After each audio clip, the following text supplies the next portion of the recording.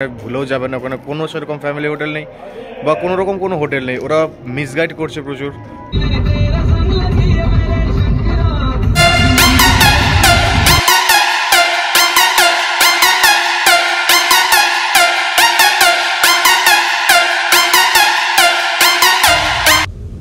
একটা সুন্দর ঝকঝকে সকাল আর নিজের গাড়ি নিয়ে বিদেশে যাচ্ছি, এই এক্সাইটমেন্ট সব কিছু মিলিয়ে গুড মর্নিং বন্ধুরা, ওয়েলকাম আমাদের নেপাল ট্রিপের সেকেন্ড এপিসোডে।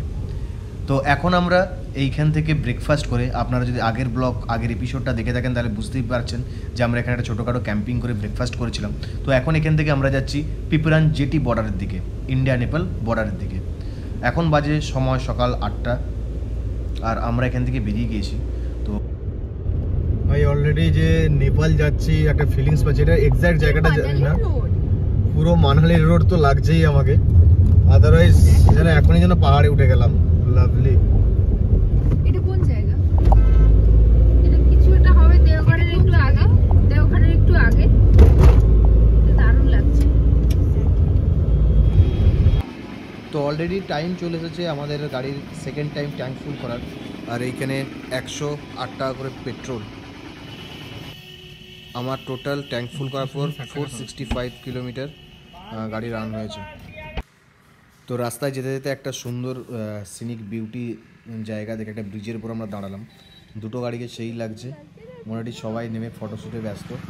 জায়গাটা অসাম, দারুণ। তো ভাই এখন টাইম হয়েছে প্রায় 12টা 20 আর আমরা ঠিক বেগুনসরায় ঢোকার একটু আগেই দাঁড়িয়ে আছি। বিভৎস ট্রাফিক জ্যাম, প্রায় আধ ঘন্টা ধরে দাঁড়িয়ে আছি, এরকম হয়তো 10 হাতে গিয়েছি।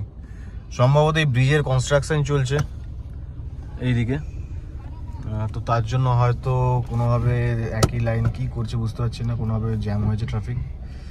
দেখি কখন পৌঁছোই। আর বিভৎস খিদে পেয়েছে, ওইটুকু ম্যাগিতে আর কতটুকু পেট ভরে, প্রচুর খিদে পেয়েছে। আর যে রাস্তা দিয়ে এলাম সেরকম কোনো হোটেল পেলাম না যে খাবো বলে।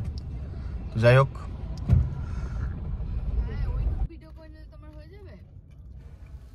অলরেডি প্রায় 1 ঘন্টা হতে যায়, গাড়ি পিছিয়ে পিছিয়ে কত দূর, প্রায় 500 মিটার পিছিয়ে নিয়ে এলাম। আর পাচ্ছি না ভাই, সঙ্গে যে ড্রাই ফ্রুট আছে খাওয়া শুরু করে দিয়েছি। ডোন্ট নো কখন এই জ্যাম ছাড়বে আর এই সাইডে দেখো নদীটা, খুব বিশাল চওড়া নদী, সেই লাগছে। কিন্তু এখানে যত লেট হবে আমাদের পৌঁছতেও তত লেট হয়ে যাবে।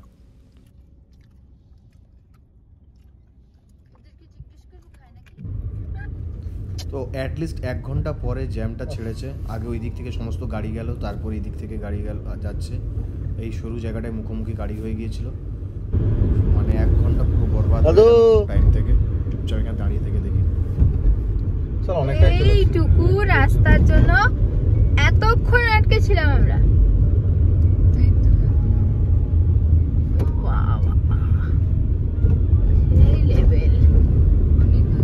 বন্ধুরা এখন টাইম হয়েছে 2:30 আর আমরা এই জাস্ট মানে জ্যাম থেকে প্রায় আধ ঘন্টা 45 মিনিট গাড়ি চালিয়ে এলাম। বিভৎস জ্যাম ছিল ওইখানে, আসলে একটা ব্রিজের মধ্যে মুখোমুখি দুটো গাড়ি চলে এসেছিলো। যারা ছিল ওখানে ট্রাফিক, তারা কেউ ছিল না সেই সময়, হয় লাঞ্চে বা কোথাও গিয়েছিল, যার জন্য প্রচুর প্রবলেম হয়ে গিয়েছিলো। তো অতক্ষণ জ্যামে থাকার পর আমরা অ্যাটলিস্ট এইখানে এসেছি খেতে। গাড়ি দুটোকে এখানে সামনে পার্কিং করে দিয়েছি আর আমরা এখন এখানে এসেছি তাসকুলু স্পাইস বলে একটা হোটেলে। তো এখানে আমরা লাঞ্চ করব, আর পারছি না, প্রচুর খিদে পাচ্ছে। তো এখানে লাঞ্চ করে তারপরে সোজা বেরিয়ে যাব। আজকে প্ল্যান করছি যে কাল যেহেতু সারা রাত ধরে গাড়ি চালাচ্ছি, আজকেও এতটা লেট হয়ে গেছে, তো আর বর্ডার রাতটুকুর জন্য বানসার কেটে কোনো লাভ নেই। তো বর্ডারে আজকে আমরা এন্ট্রি করব না, মোস্ট প্রবলি আমরা আজকে তো দারভাঙ্গায় নাইট স্টে করবো। তো দেখা যাক কী হয়, আপডেট তো আপনি পেতেই থাকবেন। চলুন আগে লাঞ্চটা করে নিই, খুব খিদে পাচ্ছে। তো বন্ধুরা অলরেডি আমাদের লাঞ্চ কমপ্লিট, এখন টাইম হয়েছে প্রায় 4টা বাজতে 5 মিনিট বাকি। আমরা যাচ্ছি, বলেছিলাম যে দারভাঙ্গায় থাকবো, কিন্তু আবার প্ল্যান চেঞ্জ করলাম যে না, দারভাঙ্গায় থাকবো না, আমরা বর্ডারের ওখানেই কোথাও না কোথাও বর্ডারে যাচ্ছি। বর্ডারে কোথায় থাকছি, বানসার করতে কি হচ্ছে, কি লাগছে, কি কি প্রয়োজন, কি ব্যক্তিগত সমস্ত কিছু ডিটেলসে থাকবে। আর কালকে আমরা যাচ্ছি জনকপুর হয়ে নাগারকোট। কালকের বিষয়টা দেখতে যাবেন, সুন্দর জাপান সরকারের তৈরি বিপি হাইওয়ে দিয়ে কীভাবে আমরা যাই, তার সাথে মিরর পয়েন্ট ছাড়াও আরও কিছু কিছু অনেক কিছুই থাকবে। তো সন্দীপ হঠাৎ মনে করিয়ে দিল যে আমরা এখন সমস্তিপুরে আছি, তো এখানের মাটন হচ্ছে ফেমাস। তো যার জন্য গাড়িটা মোটামুটি রাস্তার ধারে এখানে পার্কিং করে চলে গিয়েছি। ও ভাই অসাধারণ খেতে মাটনটা, মানে দারুণ, মাটনের টেস্টটাই আলাদা, কিছু বলার নেই, সেরা।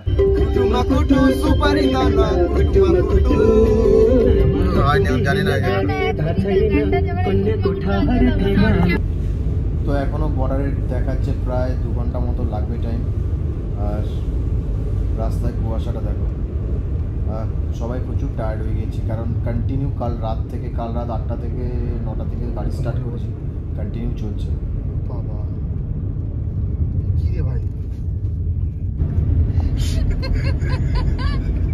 সব থেকে বেটার মনে হতো এতটা আসার থেকে আমি বন্ধ করে, আমি কি বলছি, সব থেকে বেটার হতো এইসব না এসে সোজা মেঘালয় চলে যেত, বাট সোজা বেরিয়ে যেতাম একদম 40 কিলোমিটার রিঙ্কু দেখাচ্ছে, সেটাই আমি বলছিলাম।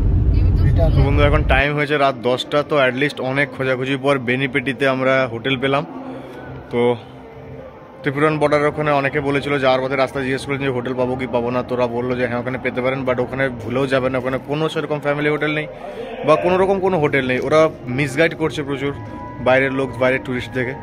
তো এদিক থেকে বিশেষ যদি আপনাদের এখানে থাকতেই হয় সোজা বেনিপেটি চলে আসুন। বেনিপেটিতে এখানে অনেক হোটেল আছে, অনেক বলতে 3-4টা হোটেল আছে, স্ট্যান্ডার্ড হোটেল আছে, আরামসে থাকা যাবে। তো অনেক রাত আছে, আমি এখন বাইরে যাবো খাওয়ার আনতে, কারণ খাওয়ারের কিছু নেই, শুধু ওই মাটন কষা এনেছি, রুটি বা ভাত কিছু নিয়ে আসতে হবে, ওগুলো নিয়ে আসি, তারপরে রুমে গিয়ে কথা বলছি। তো বন্ধুরা মাটনটা আমরা স্টোভে গরম করে নিয়েছি আর বাইরে রুটি পেয়ে গিয়েছিলাম, আর এখন ভালো লাগছে না। আজকের মতো ব্লগ এইটুকুই, দেখা হচ্ছে নেক্সট ব্লগে। Tata, good night.